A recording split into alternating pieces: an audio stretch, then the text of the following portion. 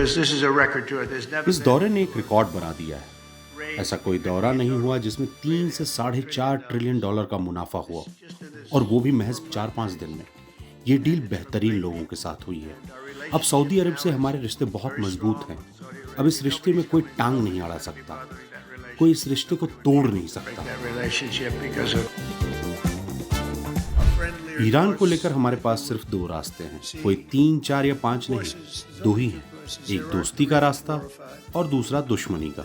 और दुश्मनी वाला रास्ता हिंसक है, वो मैं नहीं चाहता। ये मेरा आदेश है कि सीरिया पर से सभी सैंक्शंस हटाए जाएं, ताकि उन्हें भी ग्रेटनेस चखने का मौका मिले। कल रात हमें एक बहुत अच्छी खबर मिली। हूतियों ने हमसे कहा कि अब वो लड़ाई नहीं चाहते, वो अब लड़ना नहीं चाहते, और हम इस बात का सम्मान करेंगे। अब हमारी तरफ से बमबारी बंद। And we will stop the bombings, and they have. इस चेहरे से आप चिर परिचित हैं, लेकिन इस लहजे से नहीं। अमेरिकी राष्ट्रपति डोनाल्ड ट्रंप मिडिल ईस्ट को लेकर उनका लहजा बदला मालूम पड़ रहा है। आप और हम तो इस बदलाव को पचा भी लें, लेकिन इजरायली प्रधानमंत्री बेंजामिन नेतन्याहू, उनका क्या होगा? ट्रंप इस वक्त मिडिल ईस्ट दौरे पर हैं। इस दौरे में हर मोड़ पर इजराइल साइडलाइंड है। ट्रंप इस बार इजराइल नहीं गए। उनका पूरा फोकस खाड़ी के अमीर देशों सऊदी अरब, कतर और यूएई के साथ मोटी मोटी कारोबारी डील्स पर था। इसी दौरे पर ट्रंप ने एक बड़ा फैसला लिया। उन्होंने सीरिया पर से सभी अमेरिकी सैंक्शंस हटा दिए। दमिश्क की नई सरकार से रिश्तों के नॉर्मलाइजेशन की बात की, जबकि इसी नई सरकार पर इजराइल अभी भी जिहादी तमगा लगाती है। ट्रंप टीम ने अमेरिकी बंधक एडन अलेक्जेंडर की रिहाई के लिए हमास से सीधी डील भी कर ली, और इजराइल ये सारा तमाशा चुपचाप देख रहा था। इसी खामोशी के बीच कुछ बड़े सवाल भी उठ रहे हैं। क्या ट्रंप और नेतन्याहू की दोस्ती टूट रही है? क्या ट्रंप नई मिडिल ईस्ट पॉलिसी की नींव रख रहे हैं? इसमें इजराइल की भूमिका क्या हो सकती है? आगे आने वाले समय में हम अमेरिका और इजराइल के रिश्तों को किस करवट बैठते देख सकते हैं? आज के शो में इन्हीं सारे सवालों के जवाब ढूंढेंगे। नमस्ते, मेरा नाम है उपासना और आप देख रहे हैं लल्लन टॉप का अंतर्राष्ट्रीय प्रसंगों से जुड़ा रोजाना का कार्यक्रम दुनियादारी। Brought to you by Bank of India, Hire and Candid.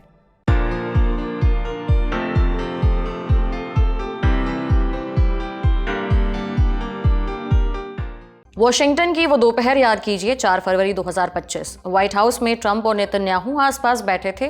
पुराना याराना फिर से चमक रहा था। चेहरे पर वही पुरानी गर्मजोशी, वही पुराना भरोसा। हूती लड़ाकों को अमेरिका पहले ही आतंकी घोषित कर चुका था, और ईरान के परमाणु प्रोग्राम पर दोनों की जुबान भी एक जैसी चल रही थी। ट्रंप दोबारा राष्ट्रपति बने थे। नेतन्याहू सबसे पहले दौरा करने वाले विदेशी नेता बने, और स्वागत भी शाही ढंग से हुआ। रेड कारपेट बिछाया गया। इसी दौरे पर ट्रंप ने अपना गजा प्लान रखा। बोले, फिलिस्तीनियों को दूसरे अरब देशों में भेज देना चाहिए और गजा में आलीशान इमारतें बनानी चाहिए।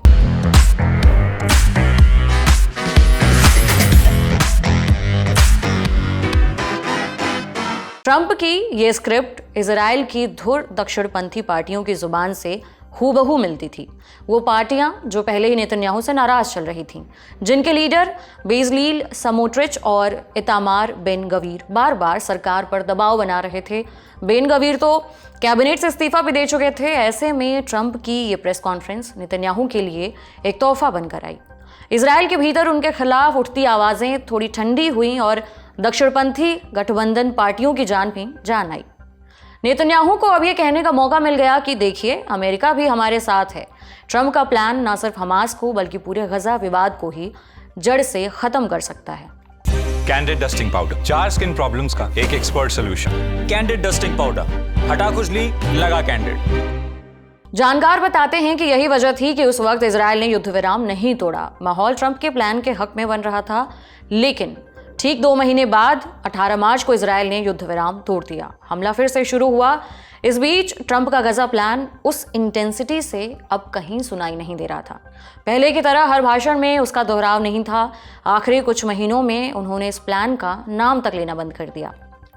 अब वर्तमान में आते हैं। ट्रंप इस वक्त मिडिल ईस्ट दौरे पर हैं। इस यात्रा का इजराइल से दूर दूर तक कोई लेना देना नहीं है। जबकि अपने पहले कार्यकाल में जब वो सऊदी विजिट पर गए थे तब उन्होंने इजराइल का भी दौरा किया था। ट्रंप 13 मई को सऊदी पहुंचे, सऊदी क्राउन प्रिंस सलमान से मिले। दोनों देशों में डील्स हुई। सऊदी अरब से 142 अरब डॉलर का रिकॉर्ड रक्षा समझौता हुआ। MBS ने अमेरिका में $600 बिलियन निवेश करने का वादा किया। दोस्ती एकदम पक्की हो गई। ट्रंप ने 15 मई को दोहा में कहा कि अब इस दोस्ती को कोई तोड़ नहीं सकता। इस दौरे ने एक रिकॉर्ड बना दिया है। ऐसा कोई दौरा नहीं हुआ जिसमें 3 से $4.5 ट्रिलियन का मुनाफा हुआ, और वो भी महज 4-5 दिन में। ये डील बेहतरीन लोगों के साथ हुई है। अब सऊदी अरब से हमारे रिश्ते बहुत मजबूत हैं। अब इस रिश्ते में कोई टांग नहीं अड़ा सकता, कोई इस रिश्ते को तोड़ नहीं सकता। लेकिन इस दौरे पर अब्राहम अकॉर्ड को आगे बढ़ाने पर कोई खास बात नहीं हुई। अब्राहम अकॉर्ड्स क्या है? सितंबर 2020 में ट्रंप ने व्हाइट हाउस के आंगन में UAE, बहरीन और इजराइल के बीच एक समझौता करवाया था। इस समझौते के तहत UAE और बहरीन ने इजराइल को मान्यता दी थी। दोनों देशों ने इजराइल के साथ व्यापारिक संबंध भी स्थापित किए। ये ट्रंप के अरब इजराइल नॉर्मलाइजेशन पॉलिसी का एक हिस्सा था। वो चाहते थे कि मिडिल ईस्ट के देश इजराइल को एक देश के रूप में मान्यता दें। इस लिस्ट में सऊदी अरब का नाम जोड़ने की भी कोशिश की गई थी, लेकिन वो इजराइल से संबंध स्थापित करने के लिए राजी नहीं हुआ। जो बाइडेन अपने कार्यकाल में इस बात को आगे नहीं बढ़ा पाए। उम्मीद जताई जा रही थी कि ट्रंप जब दूसरी बार राष्ट्रपति बनेंगे तो इस पर बात जरूर होगी। अब वो सऊदी होकर लौट भी चुके हैं, लेकिन इस पर बात नहीं बनी। हालांकि ट्रंप ने एक दफे इसका जिक्र जरूर किया।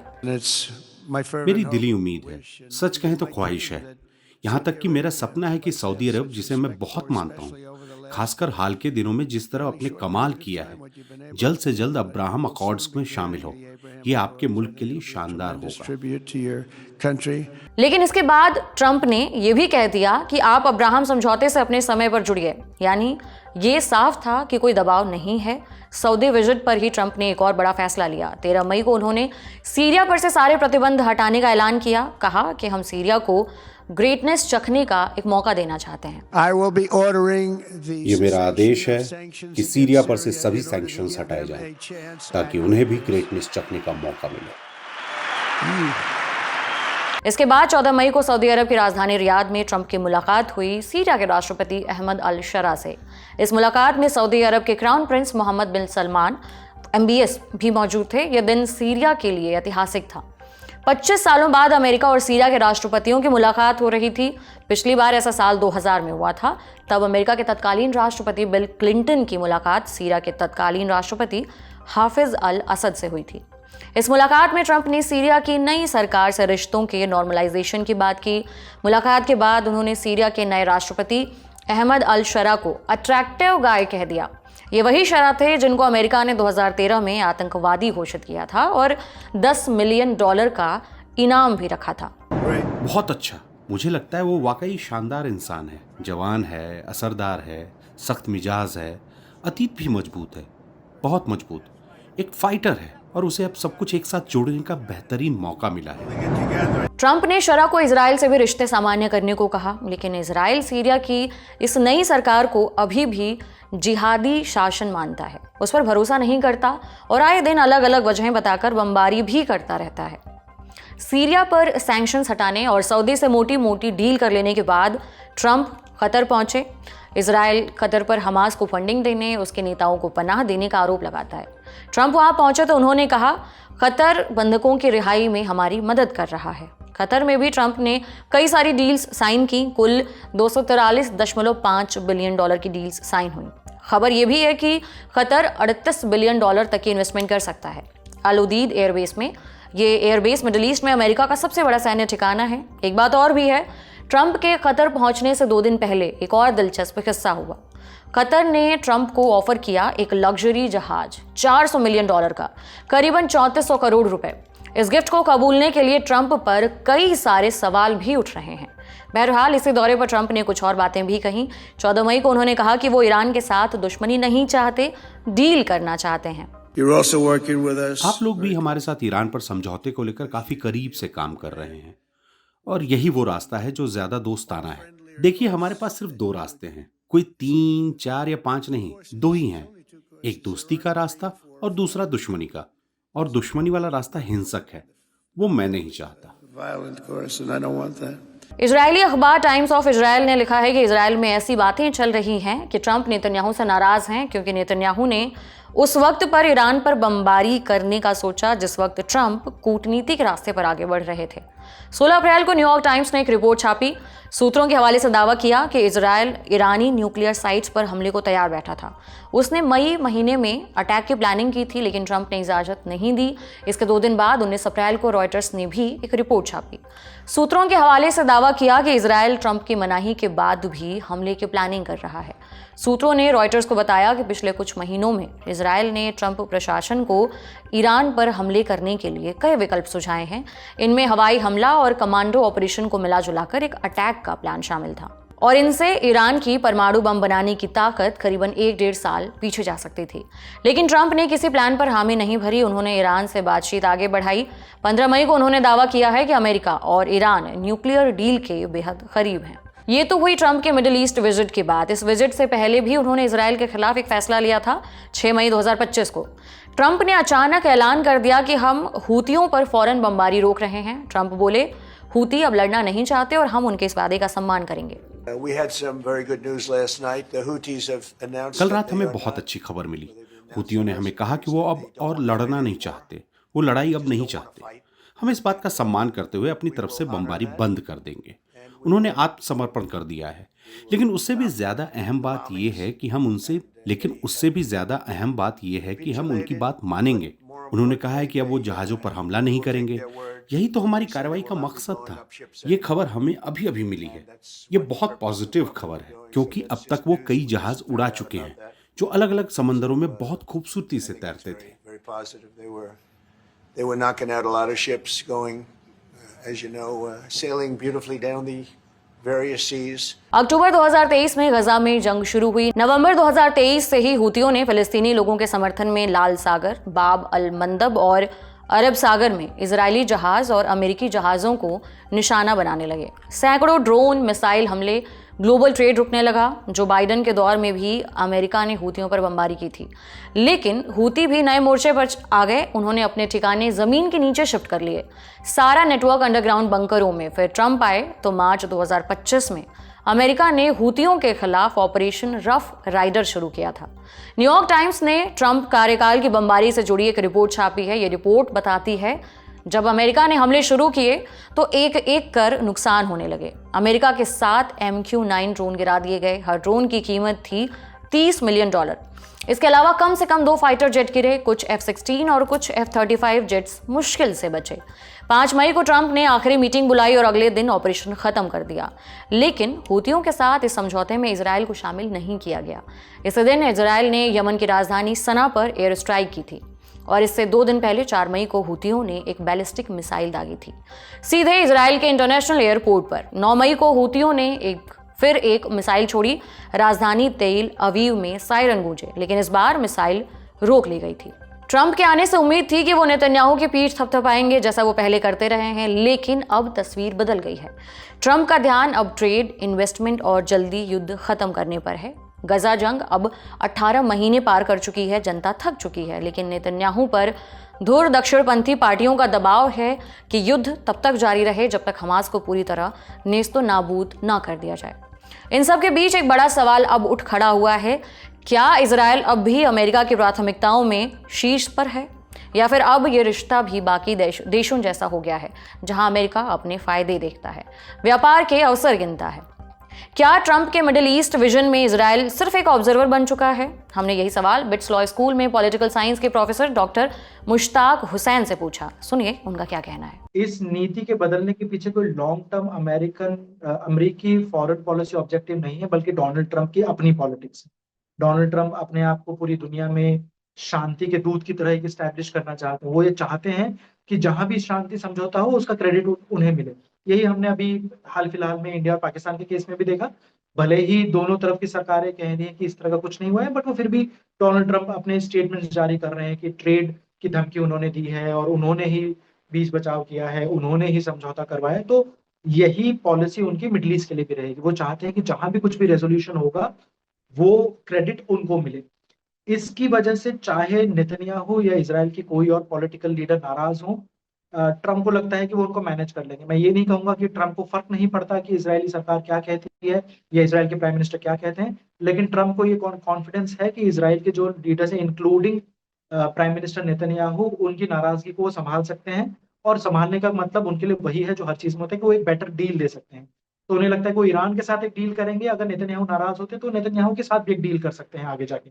तो इस कॉन्फिडेंस की वजह से ट्रम्प वो सब पॉलिसीज बदल रहे हैं जो पिछले 15-20 सालों में अमेरिका की रही है। अमेरिका के मिडिल ईस्ट के विशेष दूत स्टीव विटकॉफ फिलहाल दोहा में हैं, बंधकों की रिहाई और सीजफायर के लिए नेगोशिएट कर रहे हैं। लेकिन बेंजामिन नेतन्याहू का रुख कुछ और ही है। उन्होंने 12 मई को कहा, अगर हमास 10 और जिंदा बंधक रिहा करता है तो हम ले लेंगे, लेकिन युद्ध नहीं रुकेगा। अस्थायी संघर्ष विराम चलेगा, पर हमारा लक्ष्य है हमास का अंत। किसी भी हालत में हम जंग नहीं रोकेंगे। हाँ, एक टेम्परेरी सीज फायर हो सकता है, लेकिन हम पूरी ताकत से आगे बढ़ रहे हैं। हमने मुश्ताक हुसैन से यह भी पूछा, क्या गजा में युद्ध जारी रखने की जिद इजराइल को आइसोलेशन की तरफ धकेल रही है? आगे हमें क्या देखने को मिल सकता है? इजराइल की पॉलिटिक्स में दो बहुत ही कॉमन चीजें रहती हैं। एक, उनको ये लगता है कि उनके जो इंटरेस्ट है वो कोई और नहीं समझ सकता, चाहे वो अमेरिका ही क्यों ना हो। तो इसलिए इजराइल की जितनी भी पॉलिटिकल पार्टीज हैं वो चाहते हैं कि दुनिया उनका समर्थन करे, खासकर अमेरिका और यूरोपियन यूनियन के साथ खड़े हों। लेकिन उनके अंदर ये एक जिद भी रहती है कि अगर हमें कुछ चीज ठीक लगती है तो हम आगे बढ़ के वो करेंगे। लेकिन ये भी एक फैक्ट है कि अमेरिका के सपोर्ट के बिना वो बहुत लंबा नहीं जा सकते। दूसरा, यहाँ पे जो इजरायली पॉलिटिक्स का एक अजम्पशन आता है वो बहुत इंपॉर्टेंट है। वो ये है कि वो अपनी मर्जी करेंगे, और अगर कभी ऐसा होता है कि अमेरिका नाराज हो जाए या कोई और नाराज हो जाए और उस नाराजगी का फायदा उठाते हुए कोई तीसरी ताकत उन पर अटैक करेगी तो अमेरिका वापस आएगा। ये एक अजम्पशन है जो उनके हमेशा स्ट्रांग रहता है कि चाहे जितना नाराज हो जाए अमेरिका, अमेरिका हमसे पल्ला नहीं झाड़ लेगा, और हम जब जब हमको बिल्कुल जरूरत पड़ेगी या हमारे एग्जिस्टेंस पे सवाल आएगा, अमेरिका हमारे साथ खड़ा होगा। लेकिन यहाँ एग्जिस्टेंस नेतन्याहू की बात नहीं हो रही है, यहाँ इजरायली स्टेट के एग्जिस्टेंस की बात हो रही है। तो मुझे लगता है कि जितना हो सके नेतन्याहू एक कटघरे में फंसते जा रहे हैं, कोने में फंसते जा रहे हैं। वो एक बहुत ही श्रूड पॉलिटिशियन है, बहुत ही चालाक पॉलिटिशियन है, लेकिन उनके पास भी ऑप्शंस मुझे लगता है कम होते जा रहे हैं। अगर वो ये लड़ाई कंटिन्यू रखेंगे, जो कि डोनाल्ड ट्रंप को पसंद नहीं आएगा, तो उनके पास ऑप्शंस कम होते जाएंगे कि वो किस तरह अपनी सर्वाइवल को मेंटेन करेंगे। ये तो हुई अमेरिका इजराइल रिश्तों की बात। ट्रंप ने अपने मिडिल ईस्ट दौरे पर ही भारत को लेकर भी एक बात कही है। कतर की राजधानी दोहा में बिजनेस लीडर्स के साथ कार्यक्रम में ट्रंप ने एप्पल के सीईओ टिम कुक को एक हिदायत दी। कहा है कि वो भारत में आईफोन की फैक्ट्रियां लगाने के बजाय अमेरिका पर फोकस करें। कल मुझे टिम कुक से थोड़ी नाराजगी हुई। मैंने कहा, टिम, तुम मेरे दोस्त हो, तुम $500 बिलियन लेकर आ रहे हो, लेकिन अब सुन रहा हूं कि तुम इंडिया में मैन्युफैक्चरिंग की तैयारी कर रहे हो। मैं नहीं चाहता कि तुम भारत में मैन्युफैक्चरिंग करो। हाँ, अगर इंडिया का तुम ध्यान रखना चाहते हो तो रखो, क्योंकि इंडिया दुनिया के सबसे ज्यादा टैरिफ वाले मुल्कों में है, लेकिन इंडिया में बेचना बहुत मुश्किल है। अब उन्होंने हमें एक डील ऑफर की है जिसमें वो हमसे कोई टैरिफ नहीं वसूलेंगे। मैंने टिम से कहा, हमने बरसों तक चीन में तुम्हारे सारे प्लांट्स को झेला है, अब तुम्हें अमेरिका में मैन्युफैक्चरिंग करनी होगी। हम नहीं चाहते कि तुम इंडिया में मैन्युफैक्चरिंग करो। इंडिया अपना ध्यान खुद रख सकता है।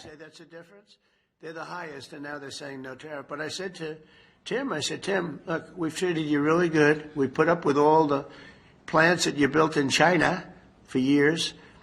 Now you got to build us. We're not interested in you building in India. Trump का ये बयान तब आया है जब एप्पल चीन पर अपनी निर्भरता कम करके सप्लाई चेन को भारत में शिफ्ट करने की तैयारी कर रहा था। आईफोन के मैन्युफैक्चरिंग पर अभी फिलहाल चीन का दबदबा है। मिंट की रिपोर्ट के मुताबिक मार्च 2025 तक के 12 महीनों में एप्पल ने भारत में लगभग 1.85 लाख करोड़ रुपए के आईफोन बनाए थे। पिछले साल की तुलना में ये प्रोडक्शन 60% बढ़ा है। एप्पल के सीईओ टिम कुक ने हाल ही में दिए एक इंटरव्यू में बताया था कि अमेरिकी बाजार में बिकने वाले 50% आईफोन भारत में बन रहे हैं। कुक ने कहा कि भारत अप्रैल-जून तिमाही में अमेरिका में बिकने वाले आईफोन्स का कंट्री ऑफ ओरिजिन बन जाएगा। हालांकि ट्रंप के इस बयान के बाद तस्वीर बदल भी सकती है। हमारा बड़ी खबर सेगमेंट यहीं तक। अब सुर्खियों की बारी। पहली सुर्खी तुर्की से है। तुर्की भारतीयों के लिए हमेशा से फेमस टूरिज्म स्पॉट रहा है, लेकिन अब बड़े पैमाने पर टिकट्स कैंसिलेशन देखी जा रही है इस देश के लिए। भारतीय बाइकॉट तुर्की का ट्रेंड चला रहे हैं। वजह है पाकिस्तान का सपोर्ट। भारत और पाकिस्तान जब संघर्ष के दौरान आमने सामने थे तब तुर्की खुलकर पाकिस्तान का साथ दे रहा था। आरोप लगा कि उसने पाकिस्तान को ड्रोन और सैन्य साजो सामान की सप्लाई कराई थी। तुर्की और पाकिस्तान के बीच अलग अलग क्षेत्रों में साझेदारी है। अलग अलग समय पर दोनों एक दूसरे के साथ खड़े भी दिखाई देते हैं। दूसरी तरफ भारत और तुर्की के बीच न कभी बहुत प्रगाढ़ दोस्ती रही है और ना ही कभी बहुत ज्यादा दुश्मनी। साल 1948 में भारत और तुर्की में कूटनीतिक संबंध स्थापित हुए थे। 1960 में तत्कालीन प्रधानमंत्री जवाहरलाल नेहरू तुर्की के दौरे पर जाने वाले पहले भारतीय प्रधानमंत्री बने। इसके बाद 2003 में तत्कालीन प्रधानमंत्री अटल बिहारी वाजपेयी तुर्की गए थे। प्रधानमंत्री नरेंद्र मोदी अब तक सिर्फ एक बार तुर्की दौरे पर गए हैं। साल 2015 में G20 समिट में हिस्सा लेने वहां पहुंचे थे। अक्टूबर 2019 में दूसरी बार जाने का प्लान बन रहा था, लेकिन उसी वक्त आर्टिकल 370 पर तुर्की के राष्ट्रपति रचिप तैयप अर्दोआन ने एक बयान दे डाला। इसके बाद प्लान कैंसिल हो गया। अक्टूबर 2019 में भारत ने तुर्की की अनादोलू शिपयार्ड के साथ नेवल सपोर्ट शिप बनाने का प्लान भी कैंसिल कर दिया। डील सफल होती तो ये जहाज नौसेना के लिए रसद, ईंधन और दूसरी मदद मुहैया कराते। तुर्की के पाकिस्तान की तरफ झुकाव के बावजूद भारत ने संकट के समय में उनकी मदद की है। साल 2023 में तुर्की सीरिया भूकंप के दौरान भारत ने ऑपरेशन दोस्त चलाकर उसकी मदद भी की थी, जिसके बदले तुर्की ने भारत को अच्छा दोस्त बताया था। भारत और तुर्की के बीच व्यापारिक संबंध भी हैं। 2022-23 में भारत ने तुर्की से लगभग 82,147 करोड़ रुपए का सामान निर्यात किया था। इस दौरान भारत ने लगभग 35,983 करोड़ रुपए का सामान आयात किया। आज का दुनियादारी यहीं समाप्त होता है। शुक्रिया, शुभ रात्रि।